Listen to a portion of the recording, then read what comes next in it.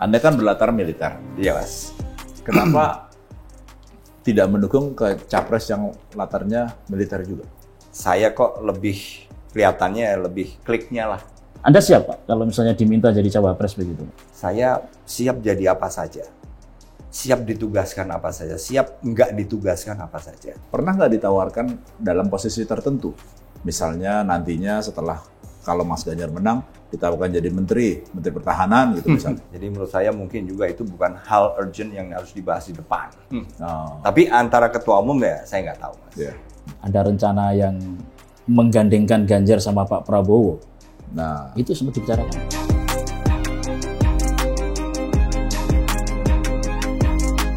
Bertemu kembali dengan Info A1 bersama saya Arifin Asdad dan saya Ipang Wahid. Kita jumpa di A1 yang membahas info jalanan dan info langitan.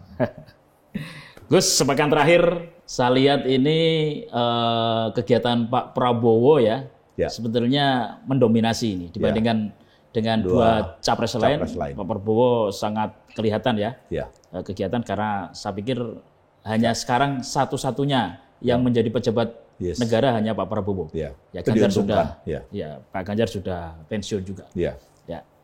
Apa Gus ini Gus? Yang Anda lihat selama sepekan ini, Pak Prabowo ini melakukan apa? Atau mungkin bahkan ada isu apa? Ya.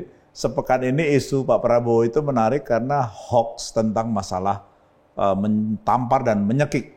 Nah itu isunya itu Wamentan. Mengerikan sekali. Mengerikan itu. Wakil Menteri Pertanian yang kemudian dibantah langsung sama Wamentannya, bilang nggak ada itu. Pak Prabowo juga bilang saya nggak terlalu kenal beliau. Saya ada di Jogja, dan yang paling menarik bukan itunya Mas. Yang paling menarik adalah yang bantah itu presiden langsung. Presiden ya? Ya, itu udah 3 kali. Jadi hat-trick bantahan. Yang pertama masalah Shangri-La Dialogue, masalah Rusia sama Ukraine, presiden bantah. Yang kedua masalah food estate, presiden juga bantah, dan ini yang ketiga. Nah, food estate itu malah sebenarnya mempersoalkan dari Mas Hasto. Hasto ya, dari PDIP ya. Terus, jadi yang ketiga adalah ini yang ketiga. Jadi saya pikir, kenapa ini gitu ya, jadi bisa begini ya. Dari kacamata komunikasi politik, ada maksud tertentu dong harusnya Pak Presiden menyampaikan hal ini, Gus? Menurut saya ya. Menurut saya, pertama, kalau misalnya normatifnya karena beliau adalah presiden dan itu bawahan beliau pembantu presiden yang dibela, ya kan? Karena kan masalah yang pertama Shangri-La Dialogue itu kan masalah geopolitik ya. Itu wajar karena pada waktu itu juga presiden masih beberapa kali ke luar negeri terkait masalah Rusia dan Ukraine. Yang kedua masalah food estate ini adalah salah satu program andalan presiden. Nah kalau yang ketiga ini menurut saya ini agak sedikit lebih ke personal ya pembelaannya. Karena artinya ini bahwa publik semakin melihat ya dengan bantahan Pak Presiden Jokowi ini memperlihatkan bahwa ini Pak Jokowi kok semakin kelihatan untuk mendukung Prabowo, kira-kira begitu ya. Iya. Dan ngomongnya juga kalau nggak salah di Pindad ya. Iya. Oh di Pindad itu Pak Prabowo sama Presiden itu juga satu mobil ya, kalau nggak salah disupiri sama. Ya padahal belum lama juga baru ke Pindad yang di Malang. Di Malang. Tapi pada saat itu ada Erik. Ada Erik, yang ini nggak ada Erik. Eriknya udah hilang, Gus. Saya nggak tahu. Saya tidak berani menebak-nebak. Tapi ya itu. Tapi sehari sebelumnya kan memang sama Mas Erik ketemu di acaranya NU. Oh, oke. Di pesantren yang dibangun oleh Mas Boy Thohir. Tapi Gus, ini kaitannya dengan isu hoax Pak Prabowo tadi itu.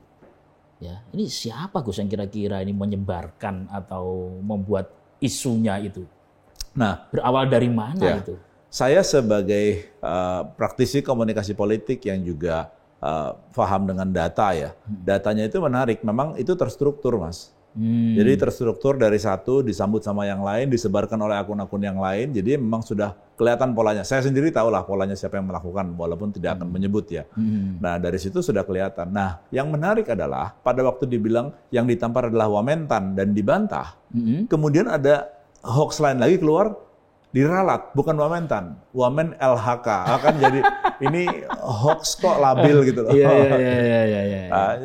Tapi artinya bahwa sekarang pertempuran ini udah mulai agak panas ya Gus. Udah agak panas. Ini sepertinya pasti akan ada serangan-serangan ya terhadap 3 baca pres mungkin mendekati pendaftaran nanti 19 Oktober Gus ya. Padahal kalau dilihat dari acara di Jogja, kemarin juga ada acara di Jogja, Mas. Oh, gimana itu? Nah, acara di Jogja Oh, itu acara ini ya di UGM ya. UGM. Mata Najwa ya. Ya, Mata Najwa. Nah, itu kan tiga-tiganya datang. Saya kebetulan hadir tuh. Saya sengaja datang untuk mendapatkan info A1, Mas.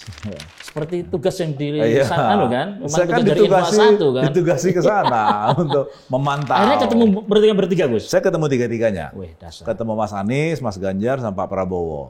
Nah, saya melihat memang ini menarik karena kan semua isinya milenial sama Gen Z. Pemilih milenial dan Gen Z itu 56%, Mas. Jadi tinggi. Jadi orang pengen tahu vibe-nya seperti apa.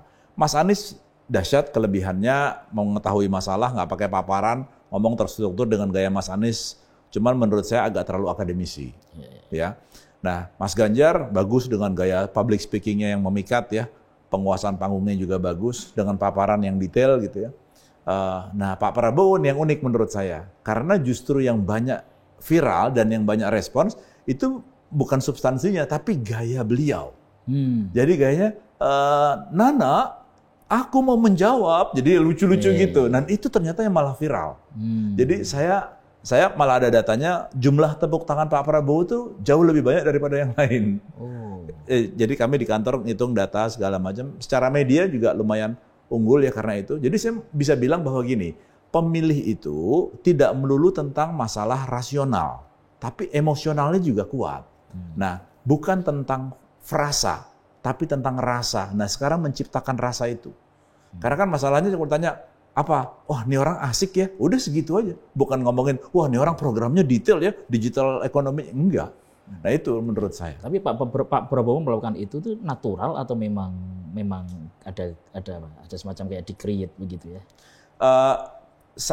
Saya beberapa kali jumpa dengan beliau di acara-acara internal memang kocak sih, Mas. Orangnya kocak. Kocak ya? Cuman selama ini kan memang tidak pernah berhubungan langsung dengan media secara terbuka begitu. Lama-lama enjoy. Okay. Dan Pak Prabowo ini kemarin mendapatkan dukungan secara resmi dari Demokrat. Ya. Anda ada di situ, kita tugaskan kalau nggak salah. Ditugaskan sama A1 untuk ngulik-ngulik informasi, termasuk dengan Mas Ahaye ngomong banyak, terus mudah-mudahan kita bisa secepatnya sama Mas Ahaye juga tuh. Iya. Suasana kebatinan pada saat deklarasi Demokrat kepada Pak Prabowo gimana tuh, Mas? Saya melihat Demokrat sudah move on, Mas. Bagus. Ngobrol sama Mas Ahaye, udah percaya diri. Pidatonya Mas Ahaye keren, sangat keren. Jadi ya sangat negarawan banget. Pak SBY gimana? Nah, Pak SBY ini di terakhir juga ada kesempatan untuk ngomong. Dan beliau merespon Pak Prabowo yang banyak memuji kinerja pada waktu Pak SBY jadi presiden 2 kali. Dan itu direspon sangat bagus. Terus terakhirnya nyanyi-nyanyi dan joget-joget bareng. Cair ya? Cair. Jadi sekarang ya musimnya joget ya. Iya. Nah, yang menarik lagi sebenarnya ini, Mas. Kaisang, Mas. Nah, ini sampai sekarang masih menjadi teka-teki sebetulnya. Dan sepertinya memang pembuat isunya itu bukan Kaisang, Mawar. Ya kan masih menjadi teka-teki itu, dan memang mereka menginginkan supaya ini selalu menjadi pembahasan. Yes. Ya kan, walaupun banyak yang yakin, wah Kaisang ini akan pindah PSI. Bahkan ada yang bilang bahwa Kaisang akan menjadi ketua umum PSI. Tapi apa iya? Apa iya gitu ya kan? Gitu kan. Ini yang masih menjadi teka-teki karena ini ada dampaknya, Gus. Kalau Kaisang itu kemudian bergabung ke PSI, karena setahu saya di PDIP memang ada peraturan. Keluarganya nggak boleh. Keluarga nggak boleh beda partai. Ini sih menurut saya ini masih menjadi teka-teki. Dan saya lihat sampai sekarang belum ada nih PSI itu menyampaikan secara resmi atau bahkan Kaisang secara resmi ya. Itu mereka akan. Nah, pertanyaannya, adakah hubungannya Kaisang yang dimajukan menjadi PSI ini dengan MK yang masih belum tahu kabarnya gimana terkait Mas Gibran? Nah ini kan kita nggak ada yang tahu. Kita nggak ada yang tahu, Gus. Jangan-jangan nanti menjelang. Jangan-jangan ini exit strategi. Exit strategi bisa jadi, ya kan? Gitu. Jadi kayaknya masih perlu kita lihat lebih jauh, lebih dalam lagi Gus, isu ini gitu ya. Jangan terkecoh dulu juga ini. Perlu nanti Gus Ipang harus masuk lagi nih ke acara-acara yang memang lebih politik politik ya. Dan ini yang lagi rame terkait kemungkinan 2 poros. Yang Mas Jazil tuh yang pertama ngomong. Itu sudah pernah kita bicarakan. Ya, betul. Bahkan dulu kita pernah membicarakan satu calon aja masih mungkin. Masih mungkin, makanya kita ke ketua KPU kan? Iya. Makanya sekarang kalau isu Iya. kembali ada 2 poros, 3 poros, Iya. ini pasti. Yes. Kalau nggak ada, Iya. istilahnya kan pasti ada apa Gus ya? Ada Istilahnya yang memantik. ada pemantiknya, Iya. pasti ada Iya. sesuatu. Iya.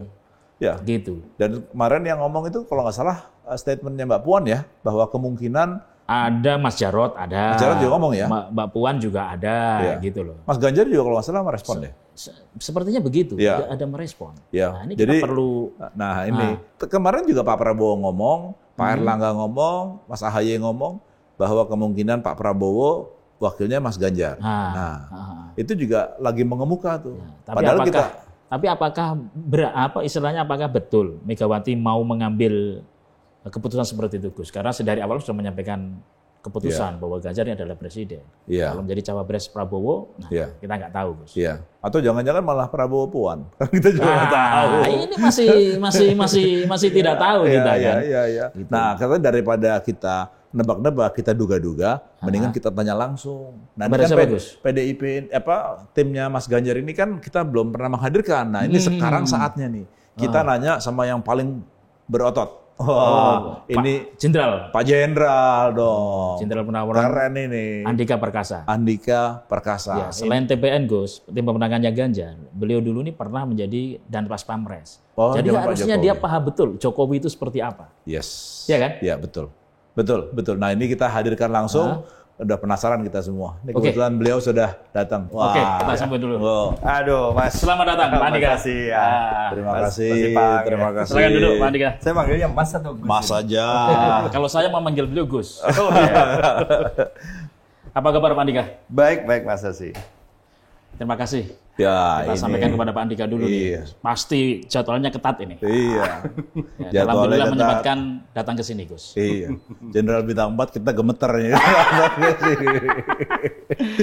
Pak Andika ini masih awet muda, Gus. Wah. Badannya juga harus fit, Mas, karena menghadapi tahun politik. Nah, itu dia. Tapi sebetulnya Gus, cocoknya beliau sebagai wakil TPN atau sebetulnya cocok jadi cawapres sebetulnya kalau inilah. Ini low profile-nya Pak Andika yang saya suka ini. Menerima wakil pemenangan, padahal targetnya sebenarnya bukan di situ. Ini decoy. Oh begitu Pak. Jadi Pak Andika, ini bagaimana ceritanya ini kok bisa sampai menjadi wakil ketua TPN Mas Ganjar ini? Itu kan penugasannya memang itu, Mas. Jadi bukannya kita membidik mana masih enggak lah, mana berani kita kepengen yang mana gitu, sama sekali enggak. Kalau boleh tahu penugasan dari? Penugasan dari partai pendukung Mas Ganjar. Oh. Jadi kelihatannya diputuskan bersama-sama waktu itu. Oke. Para ketua umum kan hadir langsung waktu itu, Mas. Tapi Pak Andika ini lebih dekat ke PDIP atau P3 atau apalagi yang partai koalisi dengan Mas Ganjar? Lebih dekat ke PDIP. Oh, lebih dekat. Ya. Berarti dekat dengan Ibu Megawati ya, saya kira. Ya kalau dekat sekali sih enggak. Oh. Ketemu tahun ini itu baru sekali, Mas. Baru ketemu sekali? Baru sekali. Sekali tapi pasti, Mas. Oh, pasti. Ketemu sekali aja udah jadi wakil TPN, Gus. Ntar yang kedua kali lain urusan. Udah lama tuh, Mas. Pak Jenderal, gimana? Ini pembagian tugas di TPN ya? TPN, Tim Pemenangan Nasional. Ya. Itu pembagian tugasnya gimana? Karena saya lihat nomor satunya Pak Arsyad. Ya. Ketuanya. Wakilnya ada Pak Andika, terus ada Pak Gatot, Pak Kapolri ya, mantan. Terus sama Angela ya? Angela, Mas TGB. Oh, ada 4. Ada 4. Beda-beda ininya ya. Jadi pembagiannya berdasarkan. Jadi pembagiannya itu waktu disebut itu baru nama aja Mas Pak. Oke. Nah, sehingga kamilah yang kemudian menyusun. Struktur organisasi dulu. Itu ini hari Jumat Mas ya. Berarti hari Rebo yang lalu, minggu lalu Mas. Itu pertemuan pertama kami mendapatkan arahan dari para ketum partai politik pendukung PDIP, Hanura, Perindo dengan P3. Nah, disitulah kami diberi arahan dan disitulah kemudian Mas Arsyad sebagai ketua itu memaparkan konsep draft dari tim pemenangan. Diberikanlah koreksi Mas. Koreksi karena perspektif beliau kan perspektif yang lapangan, praktisi yang sudah berkali-kali mengalami. Nah itu kemudian diperbaiki. Rebo kemarin itu, walaupun dihadiri oleh para sekjen saja, nah kemudian baru disetujui.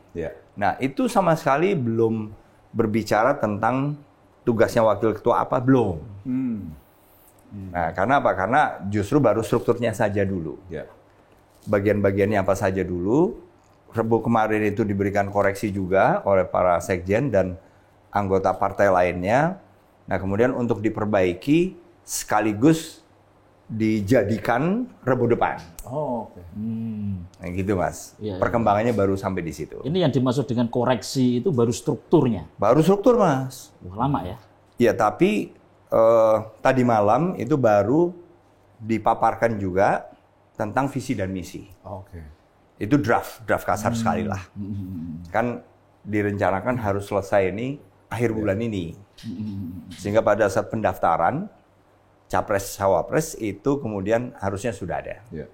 Mas, saya mau nanya, itu katanya ada dengar kabar Mas Arsyad termasuk belum mendengar kabar beliau akan menjadi ketua tim pemenangan, makanya agak kaget, benar nggak itu? Ya kami semua. Jadi pada saat yang diomongan Pak Haritanu pada waktu itu pertama itu ya. Iya, yang paling pertama. Betul ya? Betul.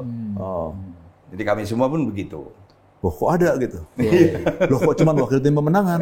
Enggak ya. Jadi nanti kira-kira strukturnya akan seperti apa itu Pak Andika? Strukturnya ada deputi-deputi, jadi setelah para wakil ketua, kemudian Dewan Penasehat, juga deputi-deputi, kemudian direktur-direktur. Ya, mungkin nanti begitu sudah jadi dan di-approve mungkin akan diumumkan.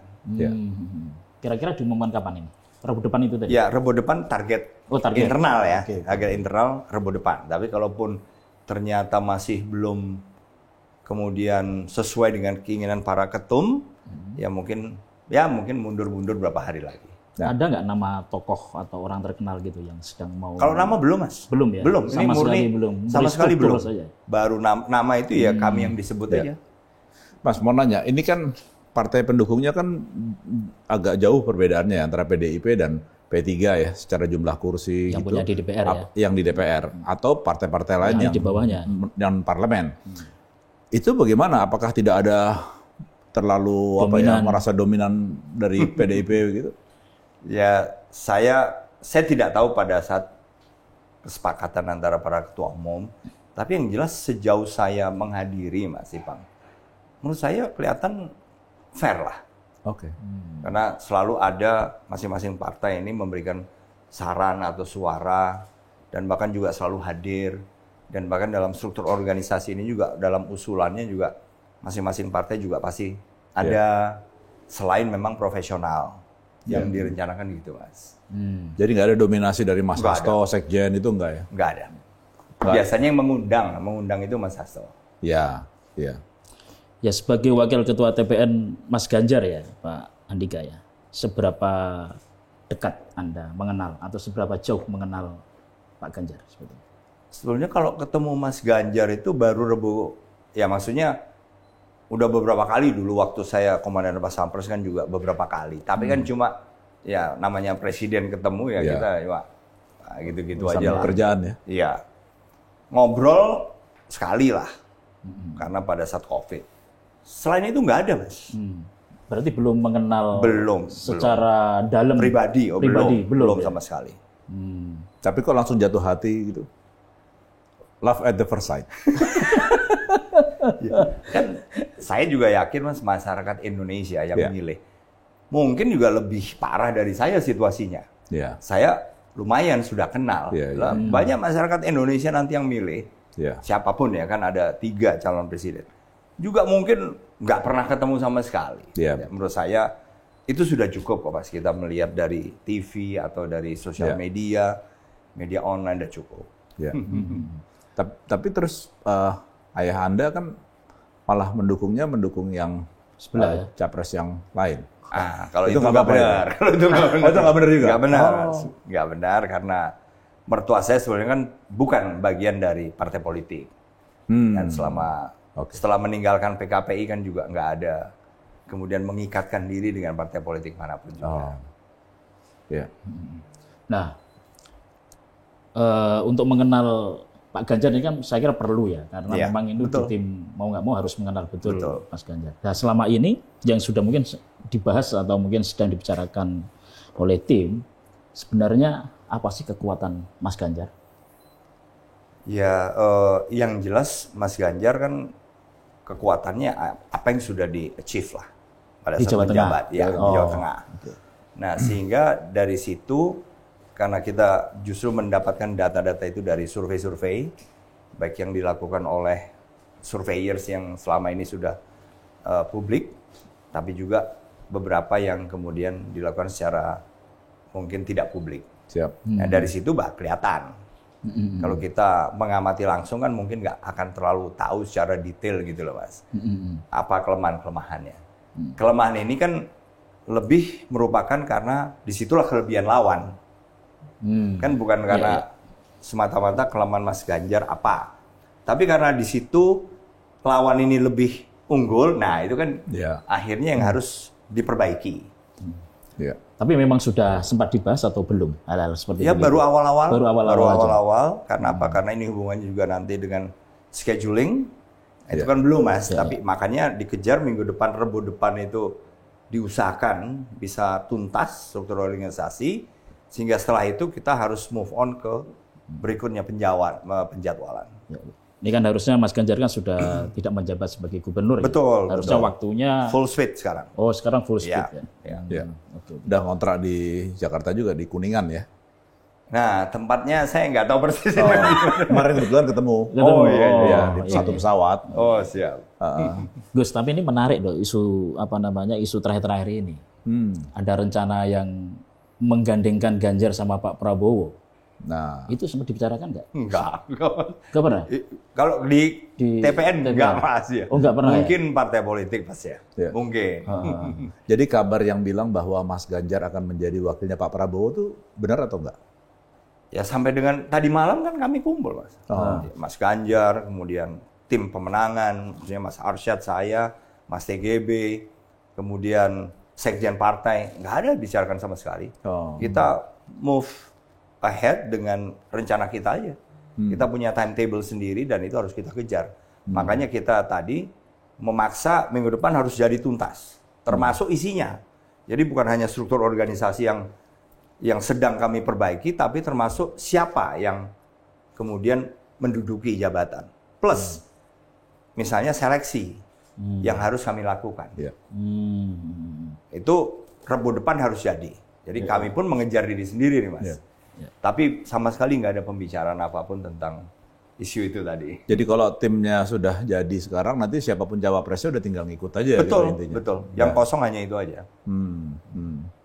Pengalaman Pak Andika sebagai TNI ya, sebagai TNI perwira tinggi, kira-kira apa yang bisa diterapkan di tim pemenangan sebenarnya? Ya sebetulnya kan tadi malam juga sudah mulai. Visi misi itu kan juga menurut saya juga bagian ya. Apa sih visi misi kita? Apa yang membedakan kita dari yang lain? Itu kan juga strategi toh, Mas. Apa yang kemudian membuat misalnya audiens atau masyarakat itu lebih tertarik kepada visi misi kita dan seterusnya. Itu baru tentang visi misi. Kemudian apa yang kemudian diangkat per isunya, gitu-gitulah, Mas. Terus di mana, bagaimana model komunikasinya, perbedaan usia nih, apakah penyampaiannya sama atau tidak, dan seterusnya. Karena tadi malam juga ada tim komunikasi juga. Seberapa banyak sebetulnya kalau tim dari militer ya atau dari polisi ya yang nanti bergabung di tim pemenangan itu belum diusulkan, Mas. Belum. Ya. Tapi kalau Mas sendiri melihatnya urgensinya seberapa tinggi dalam tim pemenangan, ada militer atau polisi ikut on board dalam posisi yang cukup strategis? Jadi selain yang dari partai, Mas, kalau dari partai itu akan diterima karena memang partai kan pasti punya pengetahuan yang lebih lama tentang orang yang diusulkan masuk ke dalam TPN. Selain itu kita anggap profesional. Jadi kalaupun nanti ada usulan dari beberapa orang, apakah itu purnawirawan polisi maupun TNI, itu akan diseleksi diperlakukan sebagai profesional. Oh, oke. Nah, itu adalah yang akan diukur, Mas, termasuk pengalaman dan seterusnya. Iya. Iya. Nah, soalnya Gus, ini kan beberapa capres ya, capres yang lain kan juga mendekati tentara, mendekati polisi, Polri itu. Jadi sepertinya memang strategis sekali ya keberadaan para perwira tinggi ya. Apalagi beliau ini kan termasuk orang teknis. Teknis itu artinya kalau waktu masih aktif, itu HT-nya banyak, Mas. Bener kan, Mas ya? Iya. Itu teknis sekali. Nah, ini saya khawatir nanti terlalu teknis jadi takut semua. Enggak ya. Enggak boleh, Mas. Tapi Gus, kemarin Mbak Puan masih menyampaikan beberapa calon wapresnya Ganjar. Itu nama Pak Andika masih disebut. Iyalah. Sementara nama Ridwan Kamil sudah hilang. Iya. Anda siap, Pak, kalau misalnya diminta jadi cawapres begitu, Pak? Ya, apapun, Mas, harus siap. Harus siap dan harus bisa. Tapi pernah disampaikan sama mungkin Ibu Megawati ketemu Pak Andika? Enggak, sama sekali. Mbak Puan juga enggak? Enggak pernah. Ya, maksudnya ketemu sering. Enggak, maksudnya enggak pernah menyampaikan? Enggak pernah kalau ngomong itu, Mas. Bahkan makanya waktu diumumkan oleh para ketum partai itu, waktu pertama kali 2 minggu yang lalu kalau nggak salah ya, itu kan kami nggak ada yang tahu. Karena apa? Padahal kita juga beberapa kali sebelum itu ketemu. Termasuk ketemu dengan Mbak Puan juga. Nggak ada ngomong wakil ketua TPN atau jabatan apapun. Iya, nggak ada. Tapi kok nama Anda bisa masuk ya? Ya itu saya nggak tahu benar-benar, Mas. Kehormatan lah. Ada kabar bahwa sekarang yang sedang menguat adalah Prof. Mahfud. Ya, siap. Itu betul tuh. Kalau saya, Mas, saya masuk saja kan sudah dengan attitude atau sikap saya ini, saya siap jadi apa saja. Siap ditugaskan apa saja, siap nggak ditugaskan apa saja. Karena apa? Karena memang ini awal karir saya. Awal karir yang masih akan panjang. Awal karir setelah pensiun dari setelah pensiun. Kalau Sabta Marga terlalu melekat di hati ya begini. Maksudnya supaya juga kan nggak ada beban, Mas. Betul. Dari partai politik. Jangan merasa kalau kita ke sini, harus dikasih apa. Menurut saya itu beban juga, Mas. Ya, jadi setuju. Saya kok percaya bahwa partai politik karena pengalamannya yang puluhan kali bertarung misalnya dari presiden, gubernur, wali kota, bupati, juga DPR, DPRD, saya yakin mereka lebih tahu kok. Nah, jadi itu tadi, Mas. Saya siap. Itu dia. Mas, ini ada kabar, Mas Kaisang ini kan akan masuk PSI. Ya. Apakah itu berarti dukungan Pak Jokowi ke Pak Prabowo? Karena PSI kan ke Pak Prabowo, itu menjadi lebih kuat menurut Mas? Waduh, saya kan nggak tahu. Mas Kaisang, saya yakin punya pertimbangan. Karena hanya 7 keluarga loh, Mas. Ya. Sejak Indonesia merdeka ini hanya 7 keluarga yang pernah berada di lingkaran orang yang memimpin negara kita. Jadi Mas Kaisang, Mas Gibran, Mbak Ayang, Mas Bobi kan punya privilege, kesempatan lebih luas belajar dari praktisi yang sedang memimpin. Jadi menurut saya pertimbangannya pasti matang lah. Ini bahasanya Tapi keren. Pak Andi kan saya kira mengenal Pak Presiden Jokowi ya, karena pernah 1,5 tahun, Pak ya, 1 tahun 7 bulan. 7 bulan ya, siap. Sebagai Dansos Pamres. Sebetulnya apa yang diperlihatkan oleh Pak Jokowi, mungkin dekat dengan Prabowo, itu sebetulnya memang sesuai dengan penglihatan publik atau sebetulnya penglihatan publik itu bisa salah, Pak Andika? To some extent mungkin bisa salah. Tapi tidak seluruhnya salah juga. Karena ya seperti Mas Hasi kan juga masih kan pasti punya, karena pengalaman toh.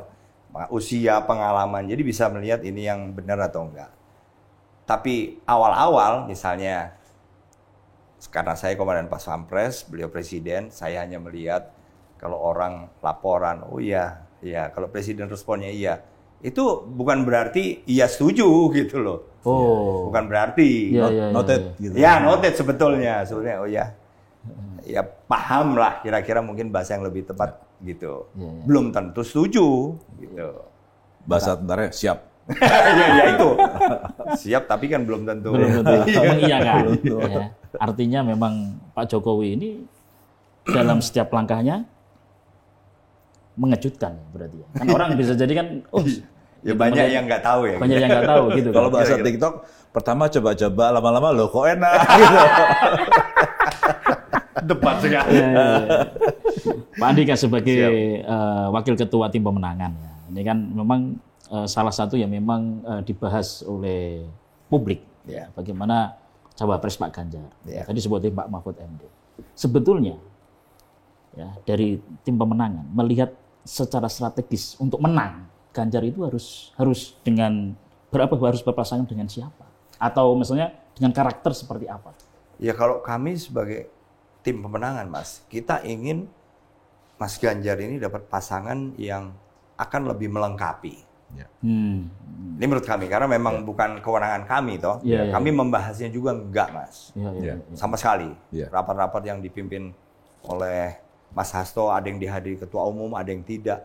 Enggak pernah membicarakan, karena memang itu kewenangannya partai politik. Partai politik, yaitu mungkin para ketua umumnya, Mas. Ya.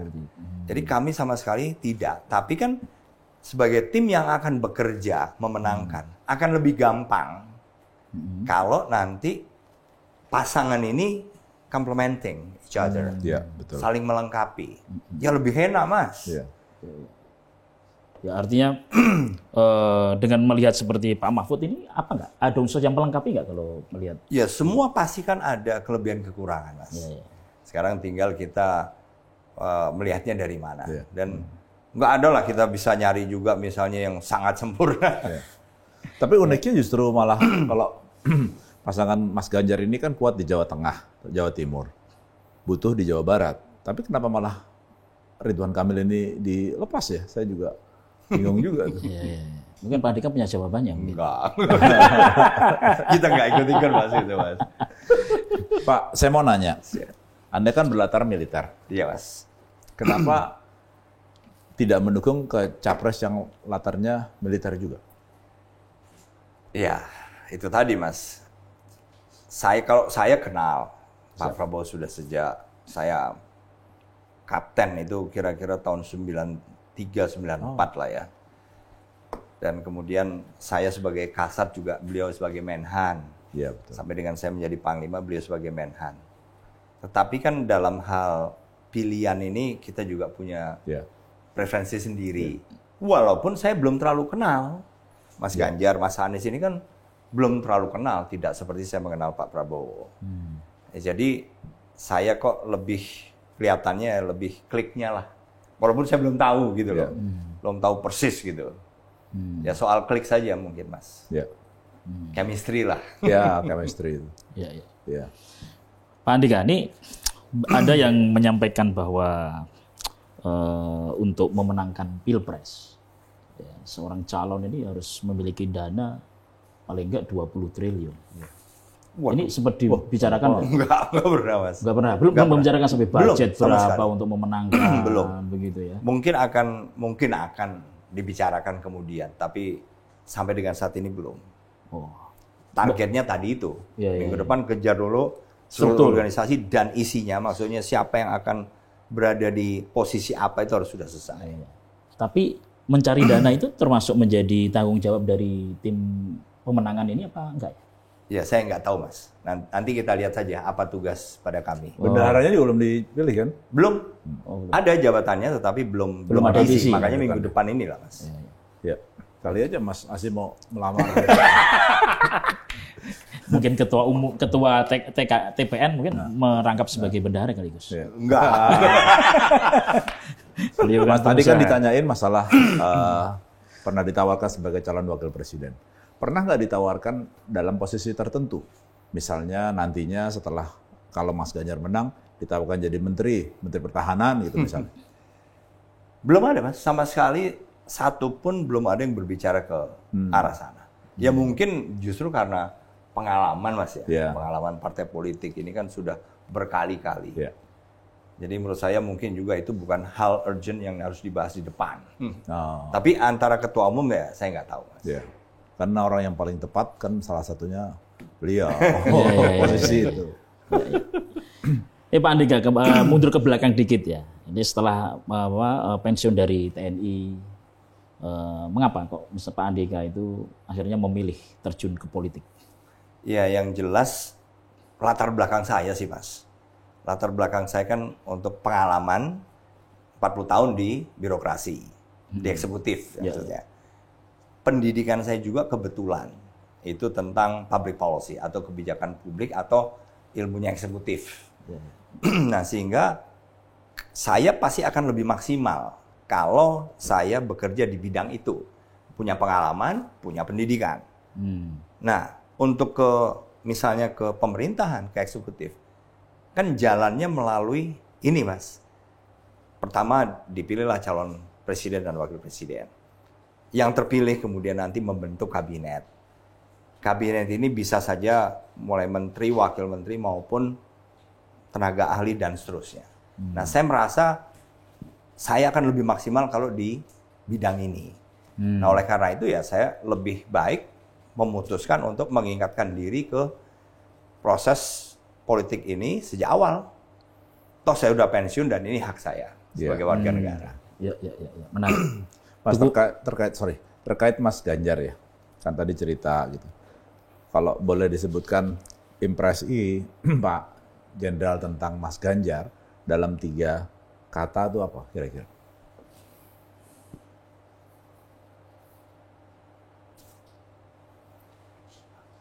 Hangat, apa adanya, dan tahu. He knows what he's doing. Itu kesimpulan saya. Oke. Ini jawabannya sangat mendalam nih Gus. Oh iya. Agak lama tadi. Iya. Loh, sengaja kita nggak bocorin. Iya, karena kita kepengen dapat yang ini. Kalau dibocorin kan udah nanya ntar ke stafnya. Ini kira-kira apa yang pas?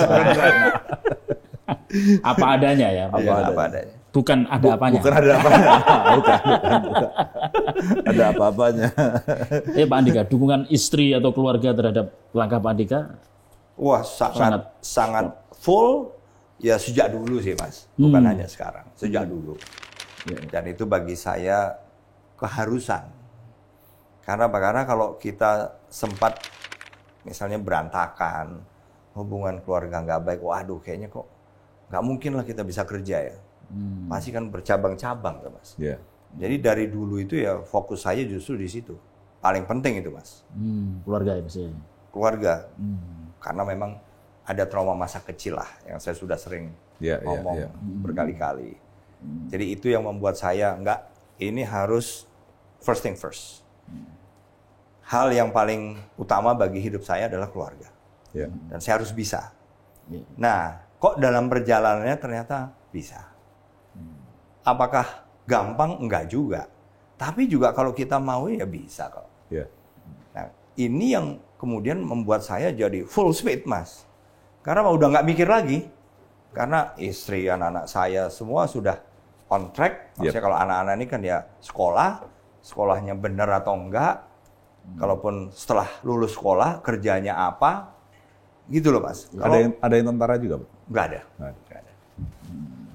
Mas, dengan pengalaman Mas yang sebagai militer, intelijen, pasukan khusus, melihat bahwa pemimpin Indonesia ke depan, presiden itu sebaiknya yang seperti apa?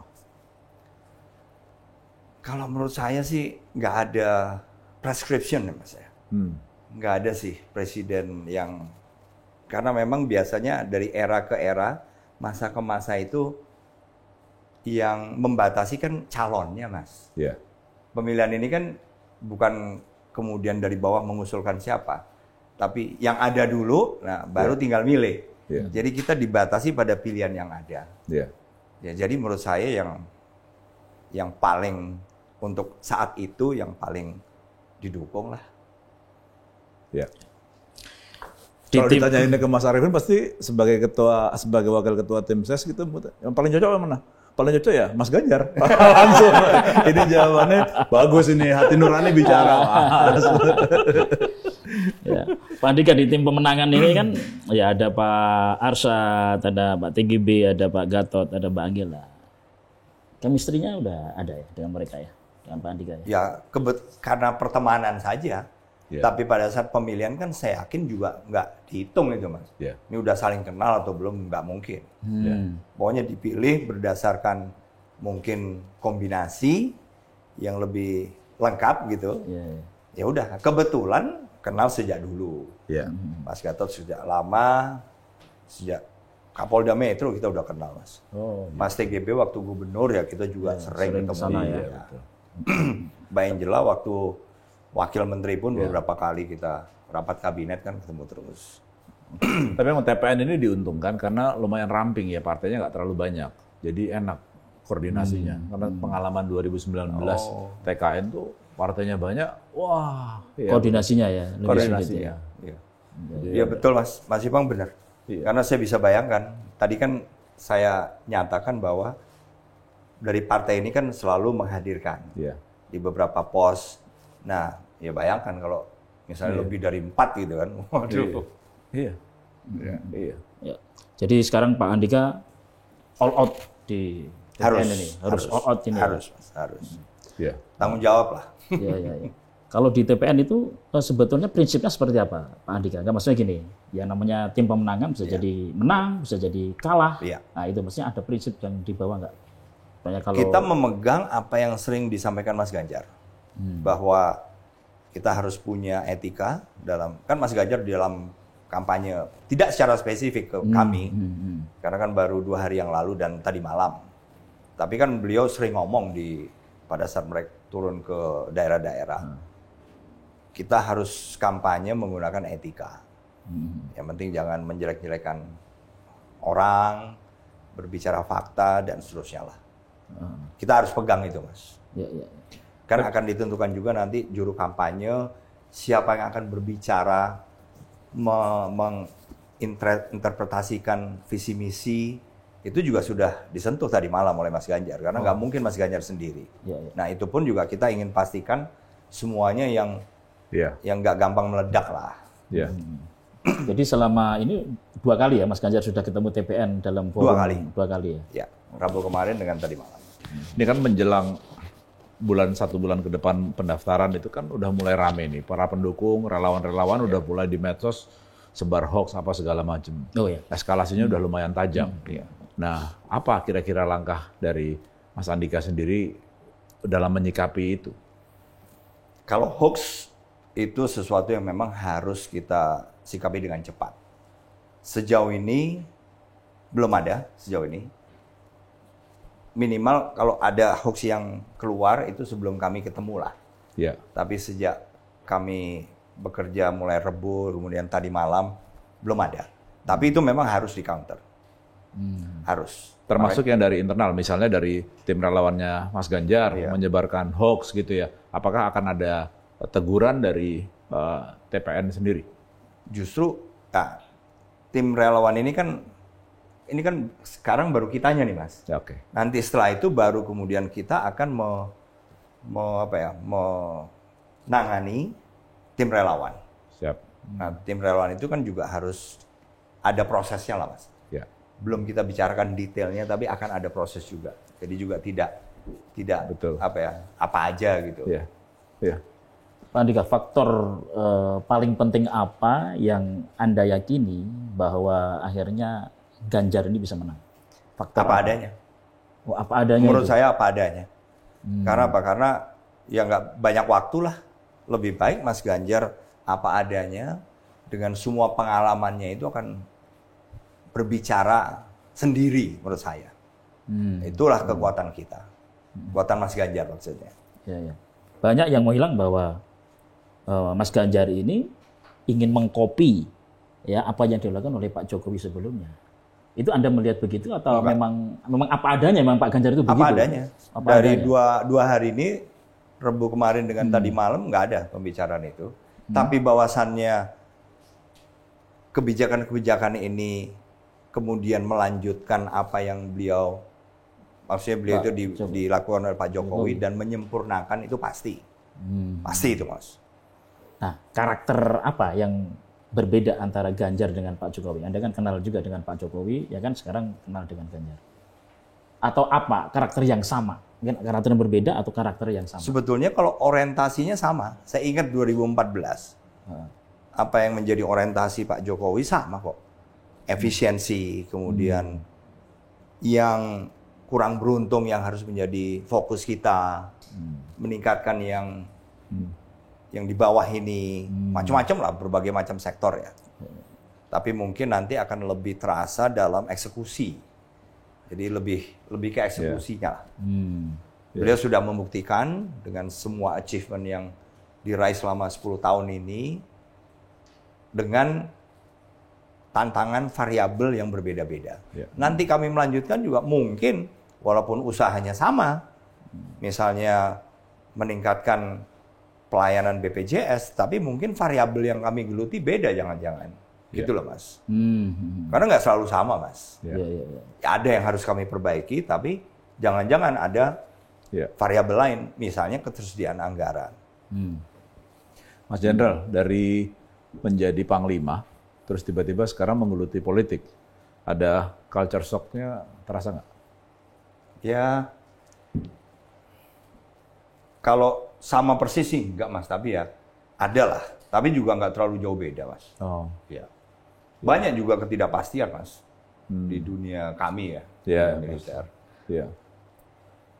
Itu, nah ngomongin tentang militer, kita ini kan masalah alutsista, saya dengar ketertinggalannya kan lumayan ya. Bahwa pesawat udah mesti harus masuk bengkel tahun depan, pelurunya sudah nggak banyak, terus pesawatnya juga macam-macam. Itu bagaimana Anda melihatnya sendiri? Ya kalau menurut saya Mas, sebetulnya kita kan nggak bisa lepas dari anggaran yang kita punya Mas. Itu bagi saya fatal. Kita harus berorientasi pada berapa sih anggaran yang kita punya. Kita juga nggak bisa melihat idealnya gimana. Udah, itu aja fokus. Karena pemerintah itu kan pasti berusaha luar biasa Mas. Untuk bagi-bagi anggarannya ini. Termasuk pertahanan. Jadi, dan kalau dilihat dari persentasenya juga konsisten kok. Pokoknya antara 0,7 sampai 0,9 dari GDP kita besaran anggaran. Jadi relatif konsisten. Nah, sekarang menurut saya adalah kaminya ini yang harus memang memanage seefisien mungkin. Seefisien berarti kebocoran itu sudah lah nggak zamannya lagi Mas ya.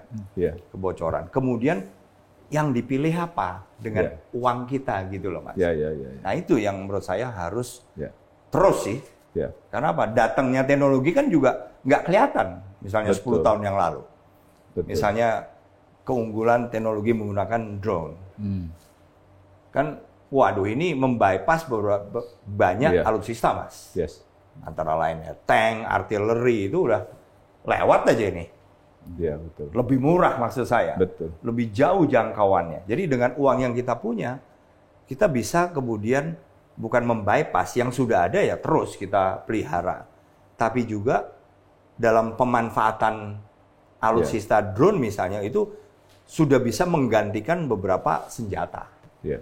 Senjata yang mahal-mahal Mas. Gitu loh.